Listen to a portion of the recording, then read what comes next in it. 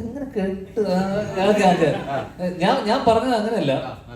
ഞാൻ പറഞ്ഞതെന്ന് വെച്ച് കഴിഞ്ഞാൽ ഇപ്പൊ കഴിഞ്ഞ കുറച്ച് വർഷമായിട്ട് ഏറ്റവും കൂടുതൽ സിനിമ ചെയ്യുന്ന എണ്ണം നോക്കുമ്പോൾ ഏറ്റവും കൂടുതൽ സിനിമ ചെയ്ത ഞാനാണ്.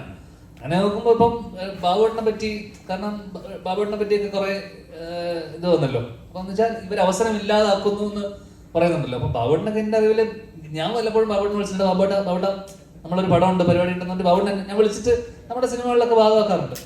അപ്പൊ അവരൊക്കെ എങ്ങനെയാണ് മറ്റുള്ളവരുടെ അവസരം ഇല്ലാതാക്കുന്നത് എനിക്ക് മനസ്സിലായിട്ടില്ല. എന്ന് വെച്ചാൽ പവർ ഗ്രൂപ്പിന്റെ ആക്ടിവിറ്റീസ് എന്താണെന്ന് ഇതുവരെ എനിക്ക് മനസ്സിലായിട്ടില്ല. അപ്പൊ ഇങ്ങനെ ഒരു പവർ ഗ്രൂപ്പ് ഉണ്ടെന്ന് റിപ്പോർട്ടിൽ പറയുന്നു. പക്ഷെ എന്തൊക്കെയാണ് ഇവർ ചെയ്യുന്നത്? അവസരം ഇല്ലാതാക്കലായിരിക്കുമല്ലോ പ്രധാനമായി ചെയ്യുന്നത്.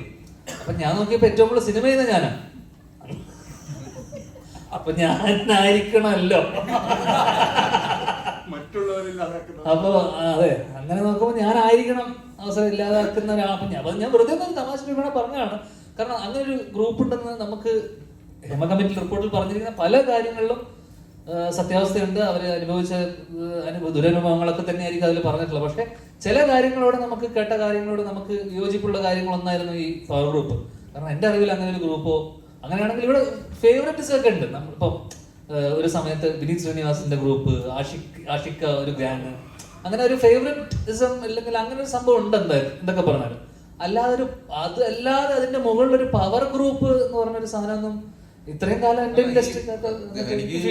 എനിക്ക് മനസ്സിലായ സംഭവം എന്ന് വെച്ചാൽ ഈ പവർ ഗ്രൂപ്പിൽ ചിലപ്പോൾ നമ്മളും ഉണ്ടാവാം, നമ്മൾ പോലും അറിയാതെ ചിലപ്പോൾ നമ്മൾ മറ്റുള്ളവരെ. ഇപ്പൊ ഞാനും ചെയ്യാനും ഫ്രണ്ട്സാണ്. അപ്പൊ ഞാൻ പടം ചെയ്യുമ്പോ ആദ്യം മതി, അപ്പൊ അവിടെ വേറൊരാളുടെ അവസരം പോകും. അപ്പൊ നമ്മൾ പരമാവധി എന്താന്ന് വെച്ചാല് കൺസിഡർ ചെയ്യും എല്ലാവരും.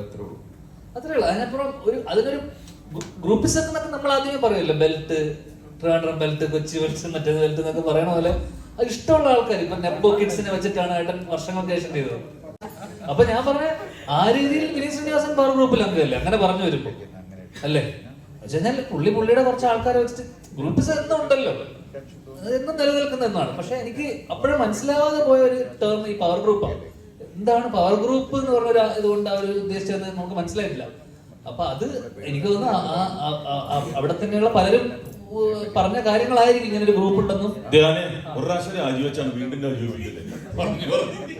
കമ്മിറ്റിയിലുണ്ടായിരുന്നല്ലേ? അത് നല്ലല്ലേ?